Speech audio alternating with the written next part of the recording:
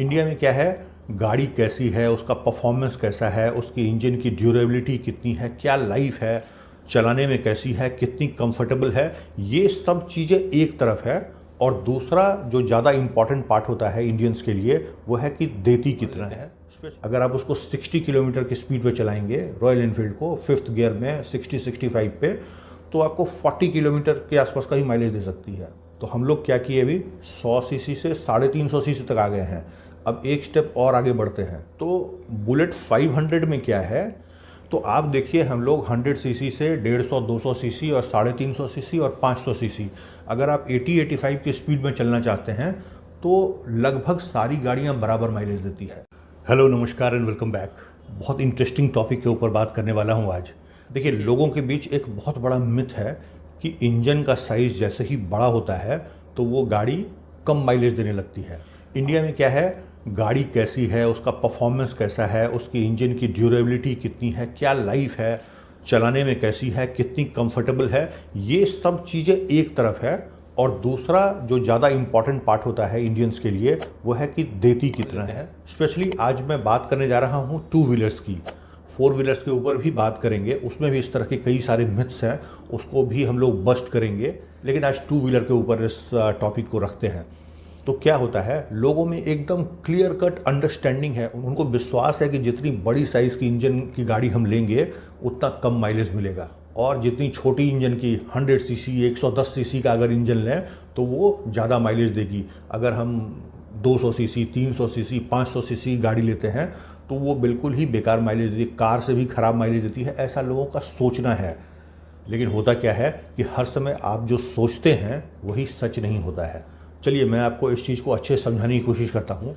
आप लोगों में से कई लोगों को पता होगा, अभी मैं जो 2 व्हीलर यूज़ करता हूँ वो है बुलेट 500। तो हमेशा जब भी बाज़ार में या कहीं कोई अगर मिलता है तो पूछता है कि गाड़ी कितनी माइलेज दे रही है, उनके जहन में ये रहता है कि 500 सीसी गाड़ी है तो 20-25 किलोमीटर से ज़्यादा की माइलेज नहीं देगी। और मैं जब उनको बोलता हूँ कि ये 35-40 किलोमीटर की माइलेज देती है तो लोगों को लगता है मैं शायद झूठ बोल रहा हूँ। देखिए, इस बात को मैं आपको दूसरे तरह से समझाने की कोशिश करता हूँ। जो छोटी साइज़ का जो इंजन है, छोटी कैपेसिटी का जो इंजन है, वो ज़्यादा माइलेज दे सकता है, इसमें कोई दो राय नहीं है। लेकिन उस दे सकने के पीछे जो कंडीशन है उसको आपको समझना पड़ेगा। जैसे आज के दिन में अगर मैं बात करूं तो सबसे पॉपुलर जो इंडियन 2 व्हीलर है, जैसे हीरो होंडा की स्प्लेंडर, जो कि 100 सीसी की बाइक है। तो स्प्लेंडर को अगर आप हाईवे पे 40-50 किलोमीटर की स्पीड पे चलाएंगे तो वो ज़बरदस्त माइलेज, मतलब मोर देन 60 अप टू 70, कभी कभी 70 किलोमीटर पर लीटर से भी ज़्यादा का माइलेज दे देती है। मैं बात कर रहा हूँ स्प्लेंडर की, या उस तरह की और जो दूसरी बाइक है उसमें भी यही खासियत है। अगर आप 40-50 किलोमीटर के स्पीड में चलाएंगे हाईवे में एक लीनियर स्पीड में, तो वो गाड़ी 60-70 इवन 70 प्लस का माइलेज भी दे सकती है। लेकिन उसी गाड़ी को जब आप उसकी लिमिट की तरफ पुश करेंगे, जो कि नॉर्मली इस तरह के बाइक में 80-85 किलोमीटर का टॉप स्पीड होता है। अब बहुत लोग तुरंत कहेंगे कि मैं तो अपनी स्प्लेंडर को 90 और 95-100 तक ले जाता हूं। भाई साहब, वो अब गाड़ी के मीटर को 90 के ऊपर ले जाते हैं। एक्चुअली वो मीटर में थोड़ा सा फॉल्स रीडिंग दिखाता है। एक्चुअल जो स्पीड जो अचीव कर पाता है हीरो होंडा स्प्लेंडर या इस तरह की जो बाइक, वो 80-85 किलोमीटर का ही होता है। आपको जब 90-95 दिखता है तो आप मान लीजिए कि वो 10 किलोमीटर एक्स्ट्रा आपका मीटर दिख रहा है, ना कि गाड़ी की एक्चुअल स्पीड। ठीक है, तो जब आप 80-85 किलोमीटर की स्पीड पे अगर चलाएंगे उस गाड़ी को हाईवे के ऊपर, तो आप कभी भी चेक कर लेना, मैं आपको बताता हूँ गाड़ी की माइलेज 35 किलोमीटर ज़्यादा की नहीं आती है। इसका क्या मतलब हुआ कि 80-85 की स्पीड में अगर आपको चलना है तो स्प्लेंडर आपको 35 किलोमीटर ज़्यादा की माइलेज नहीं देगी। अब क्या है, आप उससे थोड़ी बड़ी गाड़ी में आ जाइए, जैसे कि बजाज की पल्सर 150 या 180 सीसी की, आप उसको भी हाईवे पे लेके जाइए 80-85 का स्पीड में। हालांकि उस गाड़ी में कैपेसिटी है कि वो अप टू 100 किलोमीटर भी जा सकती है, लेकिन उसको आप 80-85 पे लेके जाइए, वो भी गाड़ी आपको 35 से 40 किलोमीटर का माइलेज देगी। मतलब 35 से थोड़ा ज़्यादा, स्प्लेंडर से थोड़ा ज़्यादा माइलेज दे देगी आपको पल्सर, अगर आप 80 किलोमीटर की स्पीड। क्यों? क्योंकि पल्सर का जो टॉप स्पीड है वो अप टू 100 या 100 से भी थोड़ा ज़्यादा है।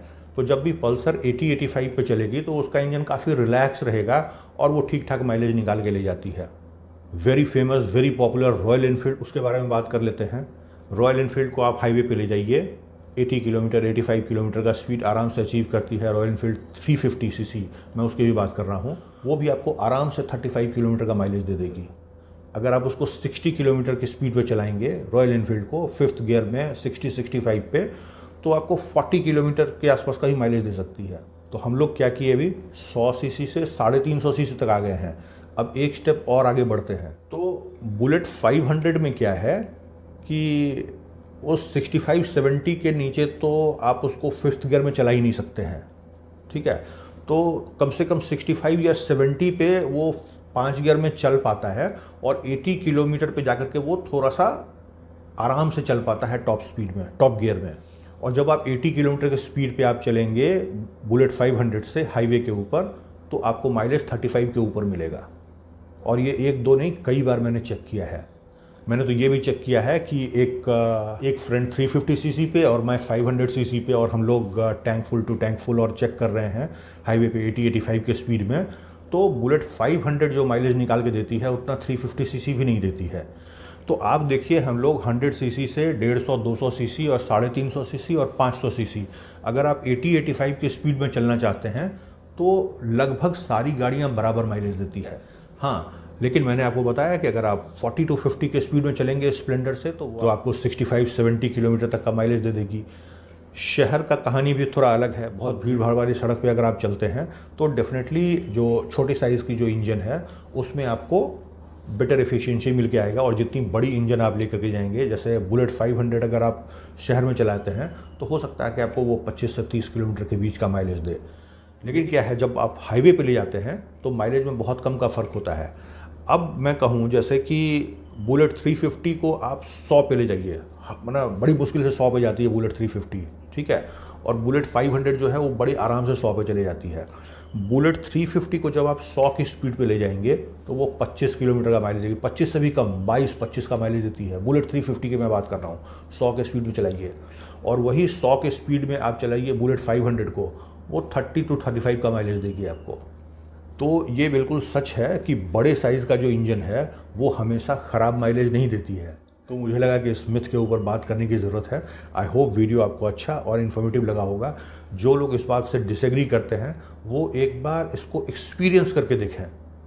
आप लोग इस चीज़ को एक्सपीरियंस करके देखें, tank full to tank full आप माइलेज मेज़र करके देखें। बड़ी कैपेसिटी की जो इंजन है ज़्यादा स्पीड में आपको हमेशा बढ़िया माइलेज दे करके जाएगी, और छोटे साइज़ का जो इंजन है वो आपको हाई स्पीड पे बहुत बेकार माइलेज देती है। तो आई होप वीडियो आपको इन्फॉर्मेटिव लगा होगा और अच्छा तो ज़रूर लगा होगा। अच्छा लगा है तो प्लीज़ लाइक कीजिएगा वीडियो को, सब्सक्राइब भी कीजिए मेरे चैनल को। मिलेंगे फिर ऐसे इंटरेस्टिंग और इन्फॉर्मेटिव वीडियो में। तब तक take very good care of yourself. Bye bye.